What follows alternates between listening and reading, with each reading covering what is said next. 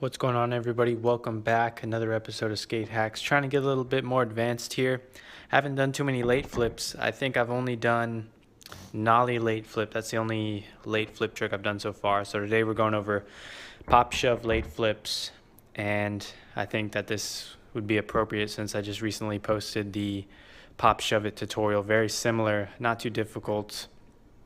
I think it's one of the easiest late flip tricks you can learn. Which sounds surprising since it's instead of just a regular late flip, you're pop shoving into it, but it kind of makes it a little easier, and hopefully you'll understand what I'm saying here. So for the setup, I set up like I normally would for a regular pop shove it, except for I would say maybe the heels are a little bit more hanging off on the front foot. More so in like a kick flip or a tray flip position. Again, you're not going to put too much scoop into it, just like I explained in the pop shove it tutorial, because you don't need too much rotation. You're just going to be focusing on the pop, and it's going to be a little bit different from the pop shove it in the sense of, you know, what's going to happen right when your front foot touches the board again instead of just catching it. But you want to make sure that you get enough air on your pop shove it so that you'll have room to sneak in a late flip there. And also it helps to know how to catch your pop shove it with your front foot, because you want to keep your back foot out of the way for this trick. You don't want it, interfering when you're trying to sneak that late flip in there at the end. You don't want it getting in the way. You don't have to know how to late flip, I think, before doing this trick. This one's kind of easier. I think it tends to be easier to with this trick, since the board comes around right to you and you just have to get that timing correctly on the late flip part of it. So set up like a normal pop shove, except like I said, with the front foot a little bit further off the board. Pop shove like normal, and then when the board comes around, instead of just catching it with the front foot, you're going to tap it down. And so this is the motion that you need to get used to when trying this trick. I think that's also kind of easy to just see what happens, and I don't think it's one of those tricks that's extremely scary to try on flat ground. You might even want to try it off a kicker, up a bank of some sort, maybe in a ditch or something like that, into some grass, whatever makes you feel more comfortable with it.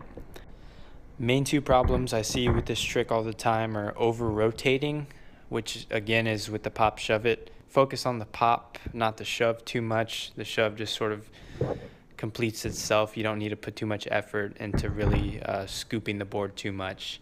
The second issue is just not getting the flick right. That's the most common one, I think. And if you're this is your first time messing around with late flips, it's going to happen. So just keep practicing with it until you can get that motion right. This is when dexterity really comes into play with your feet in skateboarding. You just have to have that quick timing.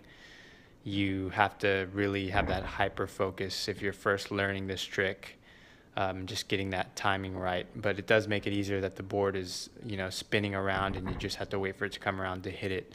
Whereas, if you're doing a regular late flip, that's a whole different story. You kind of you're popping with the same foot that you're flicking with in those. And that's not the case with this trick. You're not popping with the same foot that you're flicking. That makes it even harder. So I think that's what makes this one easier, is that, the front foot's just kind of hanging out there until the board comes around to meet it, and then you give it that little tap with your foot. It's easy to sort of tap too close to the nose, and then the nose of the board just ends up diving into the ground. In that case, maybe try putting your feet closer together, see if that helps with getting that aiming right when the board comes around, so that you don't tip off the nose or anything like that. But yeah, those are my tips on pop shove it late flips. Hopefully that helped. Put your front foot a little bit further off than what you normally do. Make sure to focus on the pop more so than the shove it. Just wait for the board to come around to give it that tap. And if you're not getting the flick right, just practice makes perfect. Thank you guys for tuning in. As always, comment down below your suggestions for future Skate Hacks videos. I'll see you guys next time.